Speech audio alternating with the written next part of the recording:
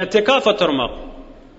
Ramazan ayının ahırkı 10 günne Peygamberimiz bilin kuşap, çıllap mescitte 10 gün oturyanmıştı. Ahırkı 10 günne.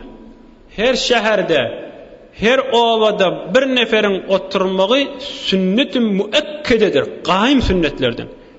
Eğer her şehirde ya ovada hiç kim oturmasa, şu ovadaki, şu şehirdeki adamın hemmesi günahkar olayandır. Eğer bir nefer otursa, sogabını öğreliye, başkalan boyundan günahını ayırayandır. İtikaf neyme? Mescitte oturmak. 10 gün oturup bilemek. Bir boş günün, bir fırsat tap. Selalin iyi de mescide var, danatmaka, adan çekilmeka. Ağdaçar değil mescitten çık. Bana diyelim bir gün itikaf, dur şuna sogab, feriştelere mengdemek. Şu ibadete meşgul olup oturmak var. Zenanalı bize itikaf oturatımız geliyor. Vel mer'atu ta'tekifu fi beytiha.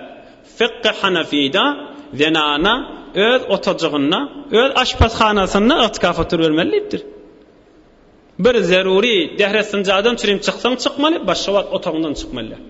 Bir derek gurrunlara da meşgul olmalı, tesbih menen, Kur'an'ın menen, ibadetin menen olmalı. Yoksa da 10 gün otursan kamil sünnet, yok bir gün otursan da oluyor. Danattandan te gün yaşayanca.